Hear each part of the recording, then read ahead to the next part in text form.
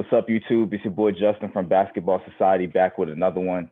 Before we get into the content, I just want to remind everybody, if you're here on the channel, that means you're here for the content. So like and subscribe so that we know that we need to make more for you guys. Leave comments down below. And most importantly, if you want to join, leave a comment down there too. We'll come grab you for the next one.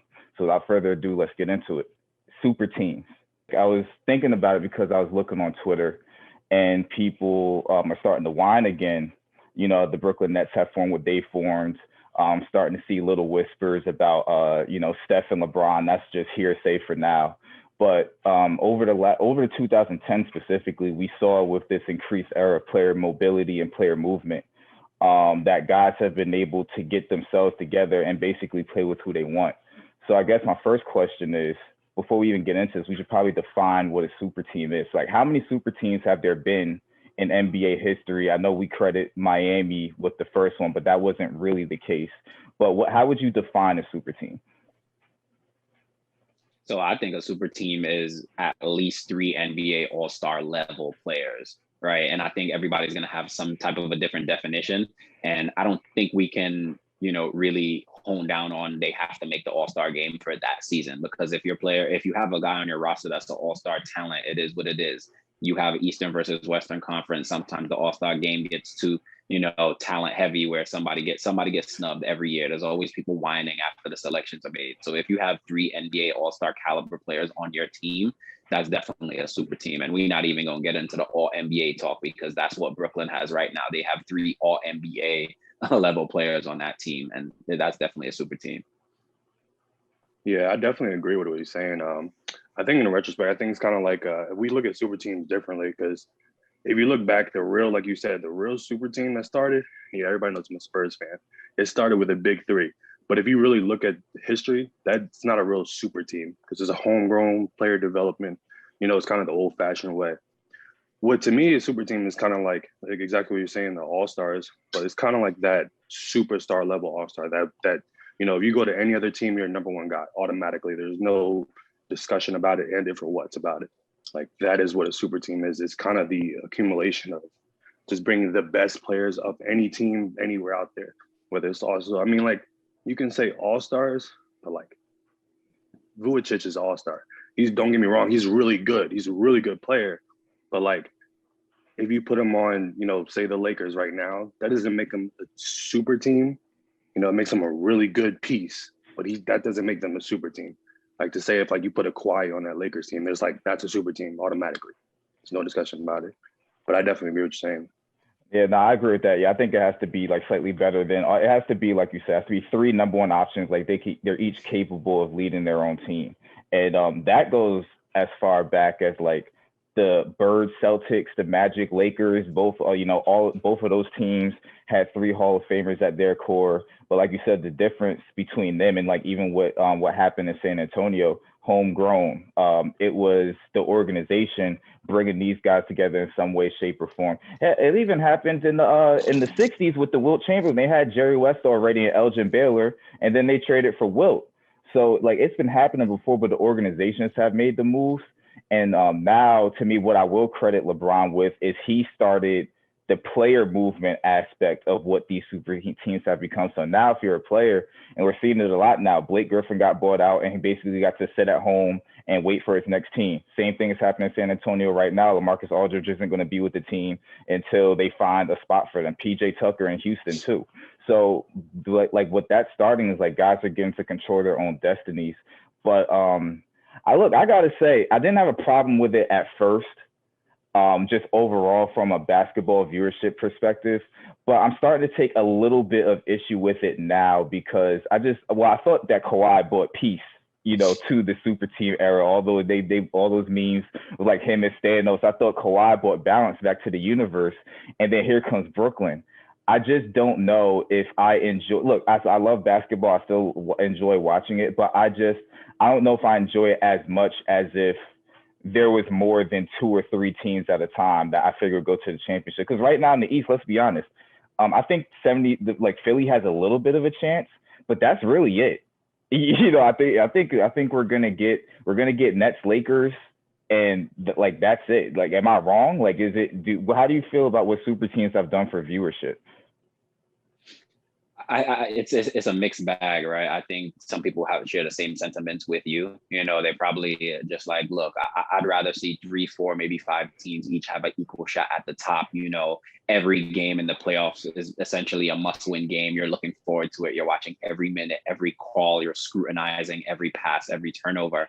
But at the same time, I think there's other people that enjoys seeing David slay Goliath. And right now, Goliath is the Brooklyn Nets. No matter, you know, I get it. They don't have a traditional big or whatever. People want to call DeAndre Jordan washed. They want to call Blake Griffin washed. But at the end of the day, they literally have 3 number 1 scoring options on one team, all who enjoy passing and all who can shoot at an efficient clip.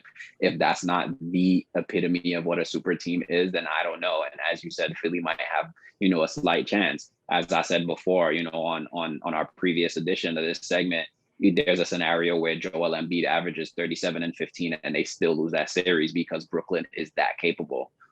You know, some people might, you know, point to their lack of defense, but their potency on offense is their defense. You know, teams are going to tighten up on the offensive end because they know what's coming at them when they got to get bogged down on defense.